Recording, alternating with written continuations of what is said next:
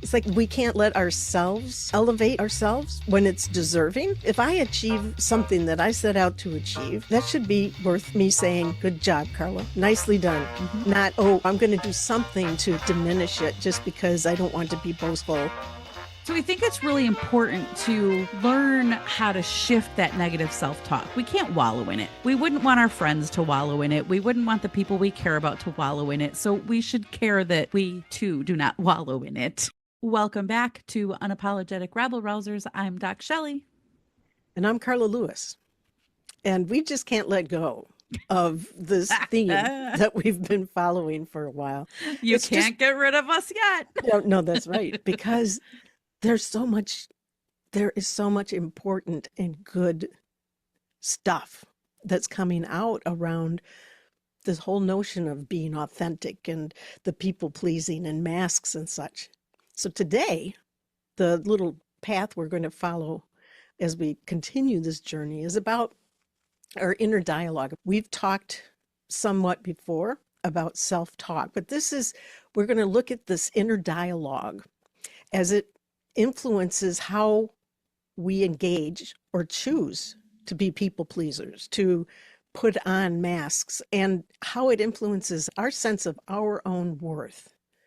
And then work with that to move it toward a more supportive and empowering approach to things, a mindset that isn't dependent on all of that negative stuff we just talked about. Well said. Thank you so much. So maybe we need to revisit first when we're talking about self-talk. What do we mean? Yes. So there's different kinds of self-talk, right? So a lot of people get stuck in what I will call the negative loop of self-talk, Mhm. where we're not good enough. It's a lot of criticism of ourselves, and it's just not good. It's not helpful. There's nothing supportive about it, is what you're trying to say, right? Exactly. It's like, well, let me help myself some more. I mean, really. Yes. And then there's a neutral self talk, which I'm pretty good at, which is just factual, objective. Sometimes we win, sometimes we lose. But when you can just keep it factual, it doesn't have that influence on your emotions or your behaviors or what you actually believe about yourself, like negative self talk does. And then, of course, we have positive self talk, positive self talk. Carla can do some magic editing there. So, Yeah, we'll see. yeah, thanks. And then we have that positive self talk where it's more encouraging, it's healthy, it's motivating, it might even be inspiring, and it's typically more goal oriented and kind of growth focused, I guess I would say. So that is what we're talking about, really probably going to focus more on today, is really on that self criticism and that negative self talk, that negative self loop that we often get ourselves into, and how do we get out of it? So I'd like to jump in with a thought about the neutral. I hadn't thought about the neutral self-talk. And that being, for me, it would be something like, well, that didn't quite go according to what I thought it was going to do. Things that are just like these observations. There's nothing judgmental. It's just a statement of fact. But there's also things that we say that sound like they might be positive, but they really aren't. So if Such I get as, involved in something and I say, oh, that was really good, Carla. That was a good one. Uh-huh. oh, so And you're it's, being sarcastic with that. yeah, but I wonder that some of what we look at as self-talk comes shrouded. It too wears masks, I think is the parallel I'm trying to draw. But let's go ahead. Yeah, Let's yeah. focus on the stuff that is not supportive, that is not growth oriented, that is not celebratory, but is in some way, shape, or form trying to diminish self in the face of anything and everyone else. Yeah. So if we think about one of our last episodes, we talked a little bit about boundary setting with the mask wearing and all of that. And so when I think of common negative thoughts, saying no, because I don't want somebody else to be upset. We've spent a lot of time talking about the power of no. And why do we not say no? And recognizing that every no to someone, to ourselves, is a yes to everyone else. So really thinking about what's that self-talk around that.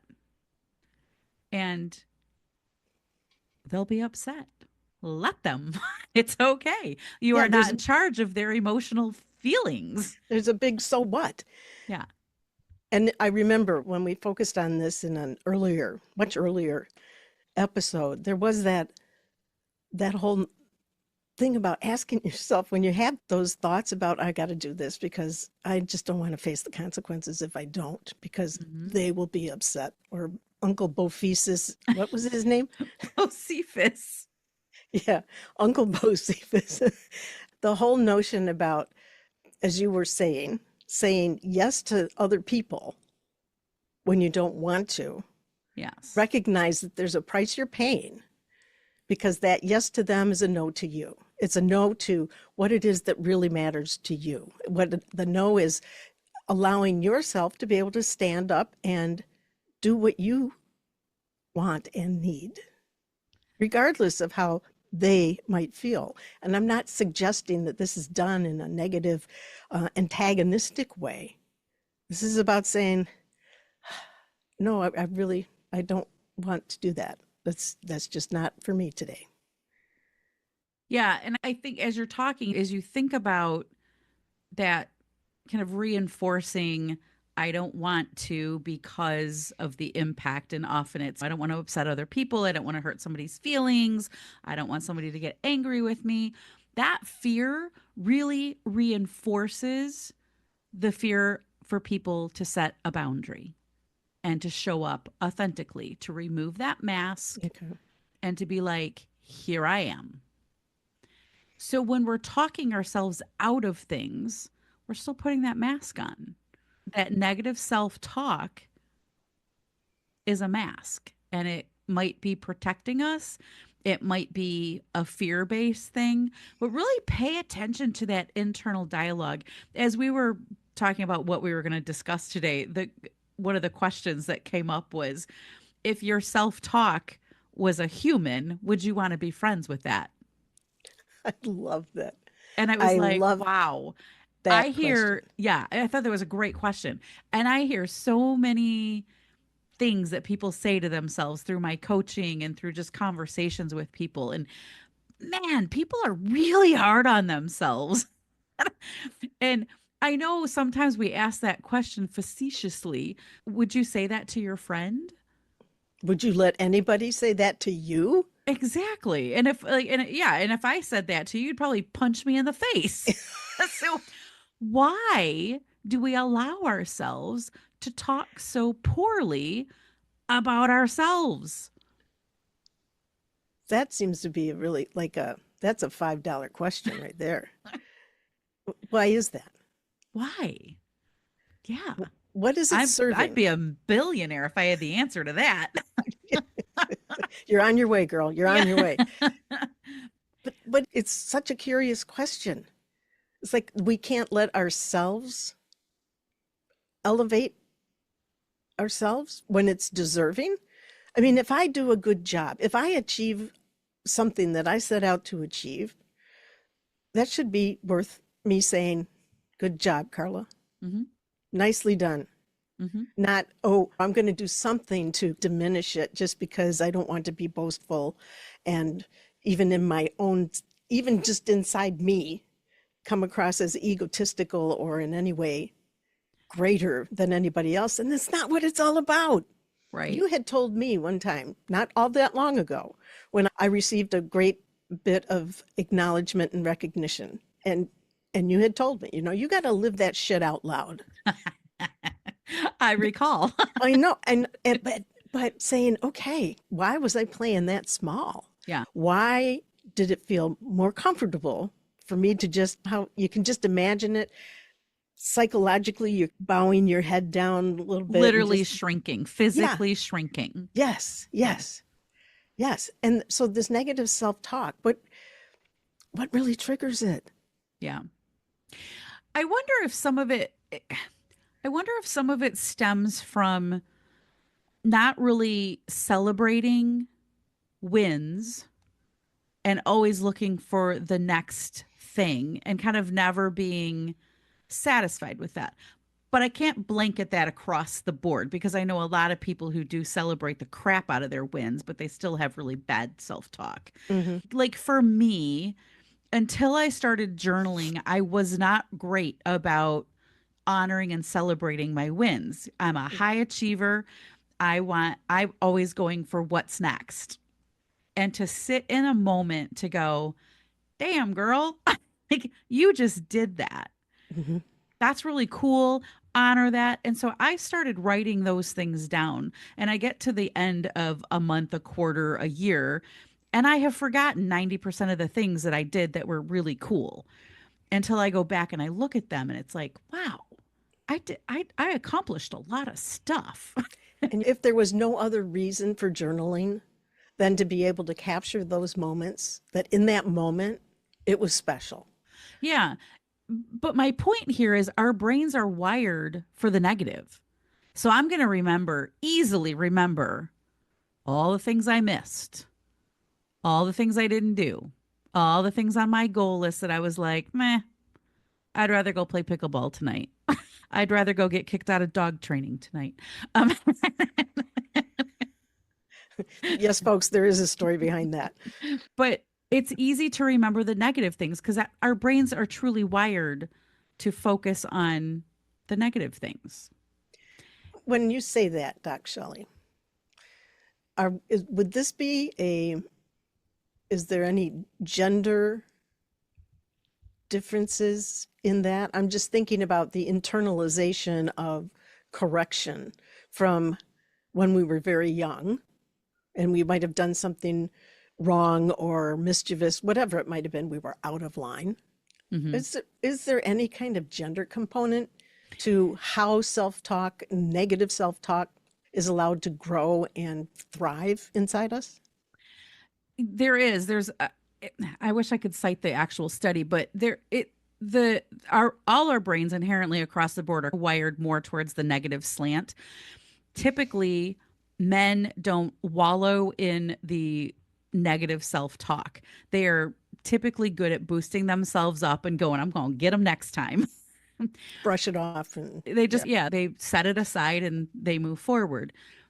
And as women, typically, we tend to stay there. We beat ourselves up. We're good at beating ourselves up. And that, I think, has come from that early influence of be quiet, stand in the corner, all the corrections, all the go. I don't know if your age, you had to go to like manner school. I forget what it was called, but a bunch Uh, I didn't go. My mom was like, comportment. yeah, my mom Comportment. was like, hell no, you're not going to that. But a bunch of my friends did. She was like, no, like that ain't happening.